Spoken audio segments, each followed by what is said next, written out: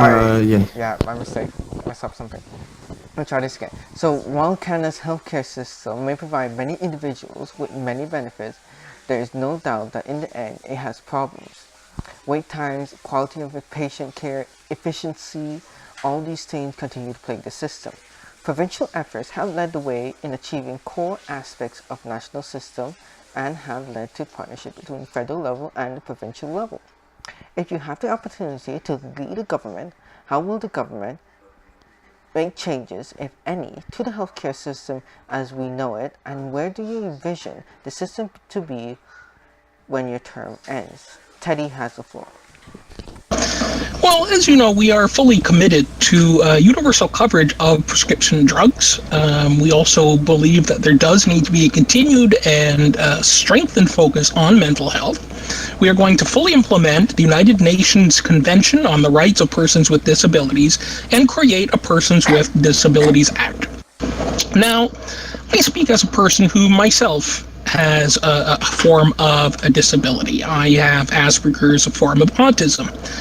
And as someone who has been even just lightly through the system, I can see all the various flaws that are in there. And it's one of the things that I think a lot of people don't really recognize and see, where small changes that seem unimportant can have massive impacts on people's lives. And this is something that we both see and recognize.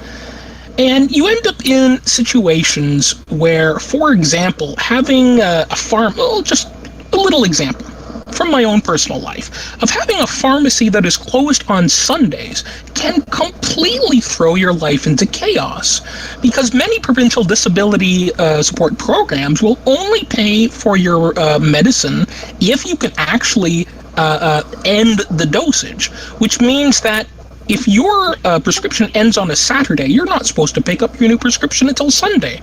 Well, if the pharmacy is closed, you're in a lot of trouble. Now, this relates directly back to our committing to universal coverage of prescription drugs.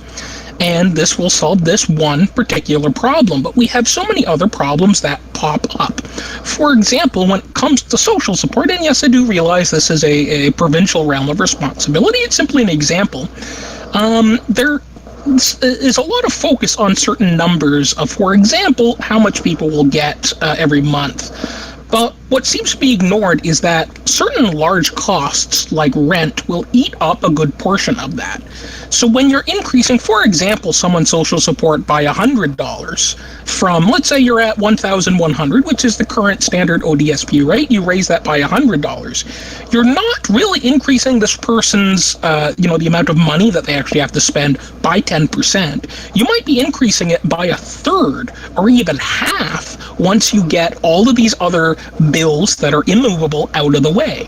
And it's these little things that people don't necessarily see that I believe we can focus on, and that I will certainly be pushing within the party that we do focus on, because it's not just people with disabilities that this applies to. Things like healthcare, like making sure you have proper pain medication, will completely change your experience through the healthcare system. This kind of palliative care that sometimes is pushed off to the side is something that really does need to be focused on.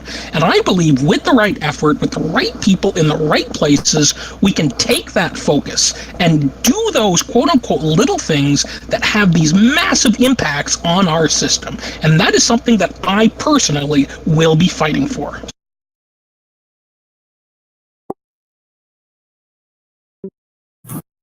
So, the Libertarian Party, once again, because I think a lot of people don't seem to understand this, we do not support privatized healthcare. We never have. Even our predecessor. Oh God, hold on for a second.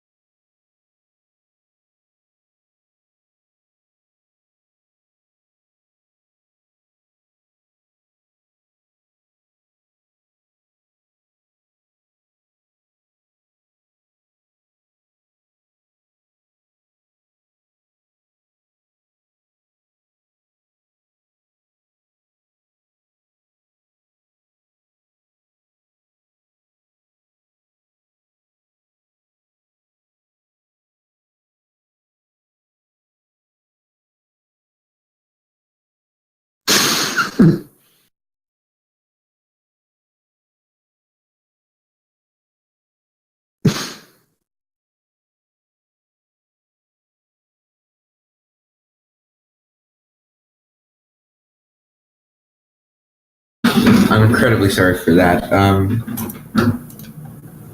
Can I continue? I'm sorry. So I have to clarify that we do not support the privatized healthcare system. We 100% believe in the public system. We always have, and we hopefully always will.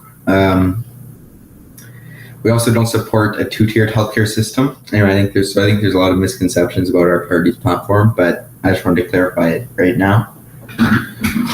So in regards to this question, I think, as I said, that public healthcare, the single payer is the best system, but I don't think it's a perfect system. I think one of the biggest issues we have is high hospital wait times. So we do want to address issues, but we don't believe that there's just a way to make it a perfect system, and I don't think that no matter how much we try, we will ever succeed. If you read our platform, you'll see we have some ideas about, we want to shorten wait times. We want to make it so that things like circumcision are not covered by government funding. I know I was saying as a senator, he introduced legislation like that. I cannot remember if that passed, but if it did not, then I think we would introduce another act that would be similar to that. That's sort of one of our biggest policies. I think with that and reducing other non-medically important procedures, we would be able to cut down on hospital wait times, which is one of the biggest flaws of single payer.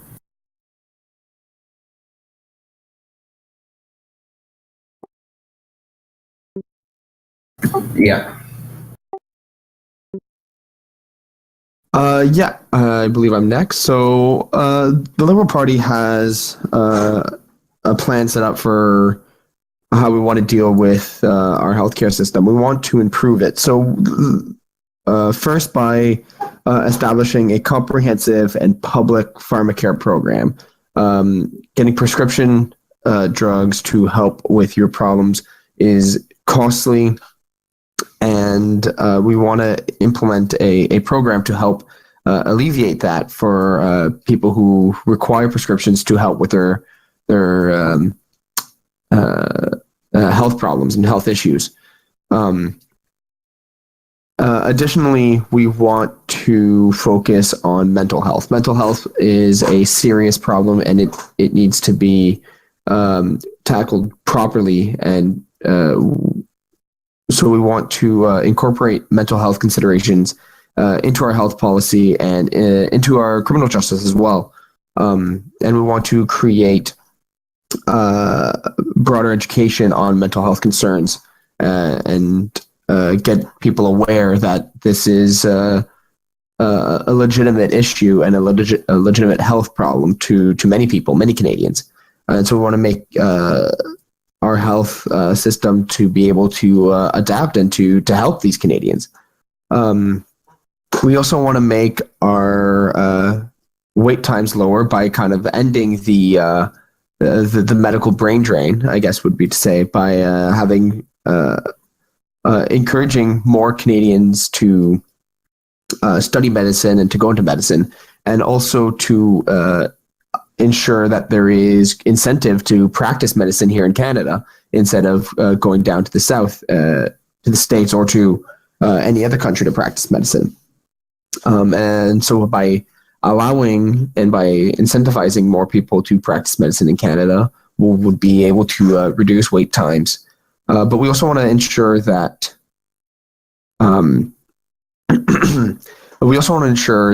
people understand where they need to go for whatever issue they have. Problem with wait times is a lot of people go straight to the emergency room in hospitals, and this can slow down wait times for people who need it. And so we want to allow people and make sure that they know that there is, clinics that they can go to, or their own private doctors that they can go to help address their issues more quickly and to generally bring wait times down overall across the board. So yeah, those are the Liberal Party plans for improving the healthcare system of Canada.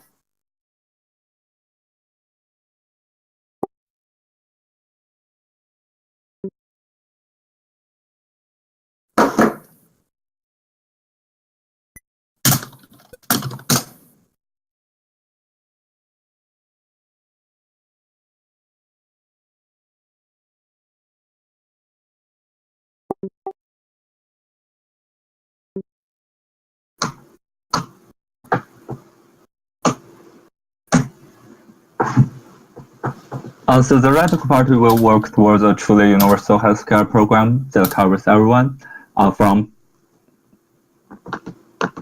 preventive medicine and to dental care, eye care, mental health services, and prescription, of course.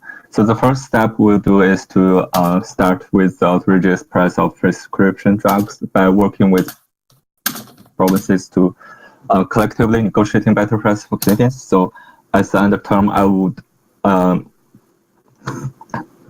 our party's vision is to establish a national drug negotiating strategy to bring the price down with our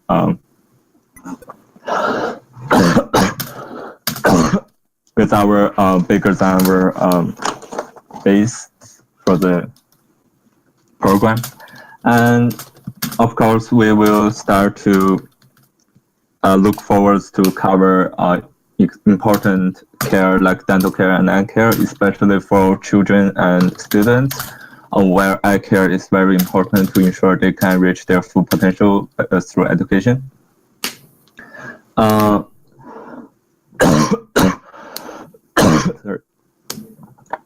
course, we will invest in long-term care facilities for seniors and people with disabilities, and we will also legislate on statutory leave and benefits for organ donors and review the coordination of organ transplant among provinces.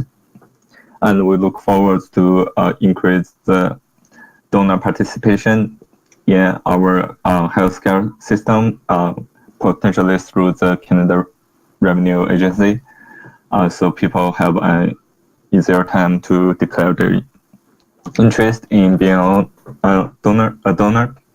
And in long term, we will work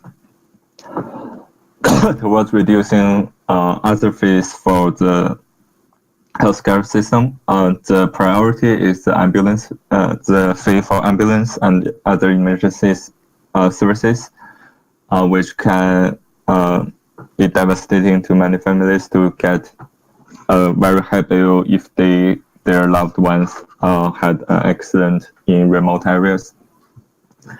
And another priority is the immediate funding for mental health needs, and that's what we will be working on, and hopefully will make Canada's healthcare system better through a cross-partisan approach. Yeah. Look, this is obviously something which extremely important to so many Canadians, and as people here have already said so eloquently, we've got problems with our healthcare system, and not to be too sanctimonious with this, I'm reminded of a story in my constituency of Dolores Morrison, who was a member, and she was having stomach pains, and she called for an ambulance, and she was told 18 minutes wait time for hospital care. After 3 hours, she bled to death. And, so there's no wonder as to why in 2014, the Wait Time Alliance gave Canada a failing grade. This is unbelievably unacceptable for such an important system when we're talking about healthcare, one with hundreds of millions of lab tests every year, millions of surgeries, hundreds of thousands of MRIs, and the Conservative Party, let me just say, will work with provinces like, for example, Alberta, which is able to reduce the wait time for bone and joint surgeries from 145 days to 21 to ensure that we have a strengthened approach to healthcare.